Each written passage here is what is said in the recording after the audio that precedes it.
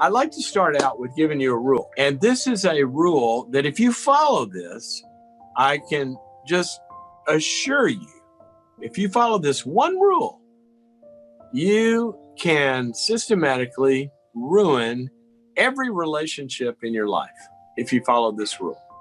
All right? You ready for the rule?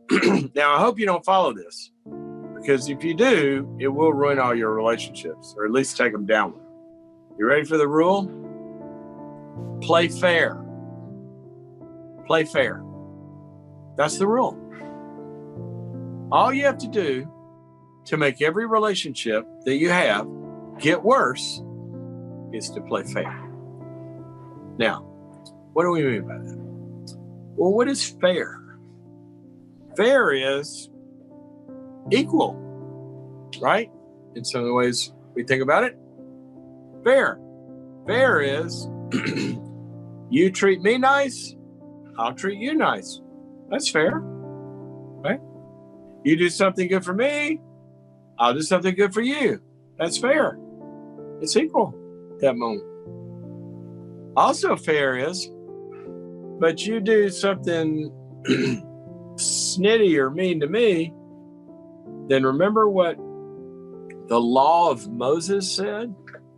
An eye for an eye, a tooth for a tooth. That's justice, ultimately, right? Fair, justice. You scratch my back, I'll scratch yours.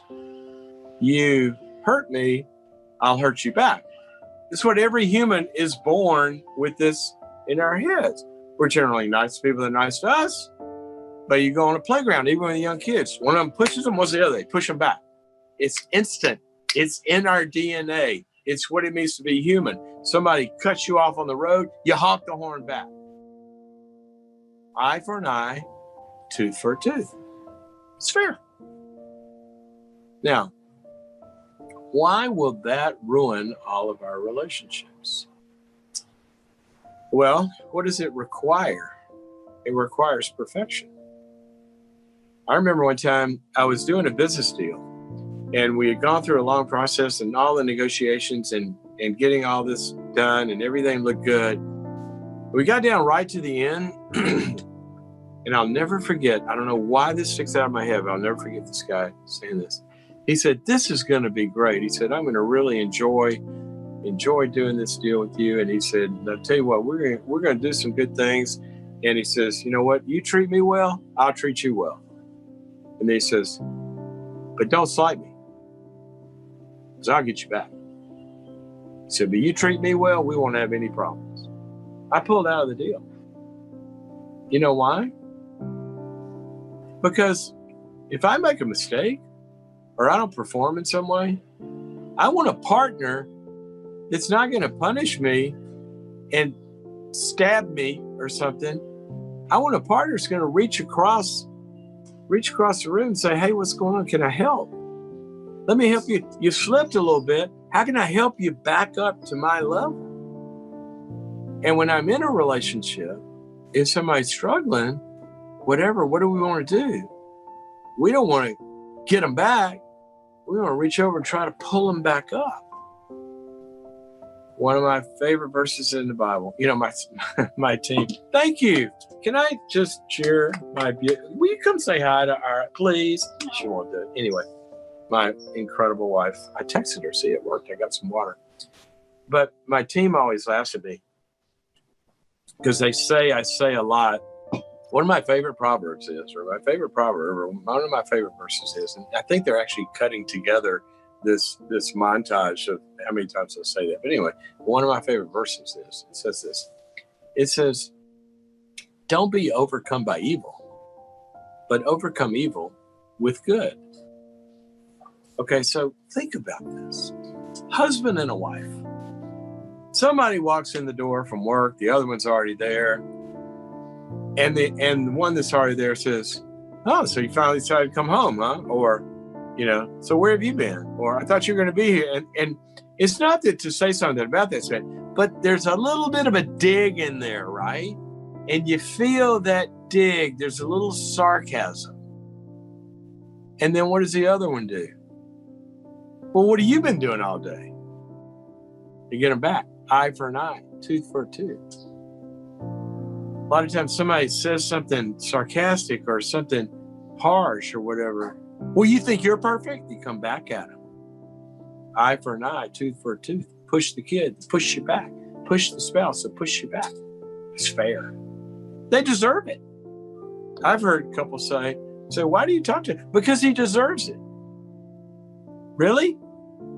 Is that what you want in life? You want what you deserve? I don't want what I deserve. I want grace and mercy. I want better than I deserve. Please, everybody in my life. If my family didn't treat me better than I deserve, I would be in trouble. So think about this. What if in every relationship, what if when that first person is off their game and they do something dysfunctional, right? What if instead of returning evil for evil and playing fair, what if we rose above that when they came in and said, so I thought you were going to be here, or where you been? Or, what if we said, oh, I'm sorry. Are you hurting in some way? Am I, did it hurt you that I'm late? Did it gave some sort of empathy, gave a soft response? See, they dropped down in their maturity there for a moment when they said that sarcastic remark. But if we don't react and go down to their level, which is now taken the relationship down, if somebody says something hurtful and we give something redemptive, healing, soft, caring back, what can we do? We can pull them back up. See, what happens in dysfunctional families is there's nothing wrong with dysfunction in the sense that what other planet do we have to live on, right? We're with imperfect people. But in every relationship, somebody's going to do something not perfect. And if we don't do something dysfunctional back to the dysfunction, then we're not going to be dysfunctional. We're just going to have problems that we resolve. So when somebody is failing in some way, let's not get them back. Let's bring them up.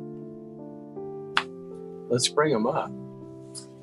Somebody does something controlling, let's say, you know what, that doesn't really feel good. Let's figure out a different way to do that. Instead of, you're so controlling. One of the 4 predictors of divorce that the government researchers always point to is this contempt and the judgmentalism. If a couple has that, pretty good chance they're not going to make it. So let's not judge each other. Let's heal each other. My team's going to laugh at me. Another one of my favorite verses.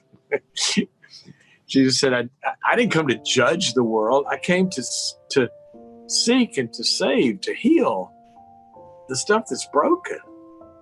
What if we did that in every relationship? What if in a business relationship, let's say you got a client, we've agreed to, you're going to pay me this amount and, I'm going to perform these services. And then you don't get the check. What if instead of a collection notice, what if you called them and said, hey, what's going on? We didn't get a check. You guys okay over there? Yeah, well, we've really had some struggles. Well, can we lend you a couple of people this week? Try to get out from under the pile? What can we do? How can we help? What if we did that in the way that we practice our businesses? What if we actually lent a hand to people that actually owe us? Realize how much different things would be in this world if we just didn't play fair. Because if we don't do that, there is a place we can go where everything is fair, and that's to court. And court always costs you. Always, always, always.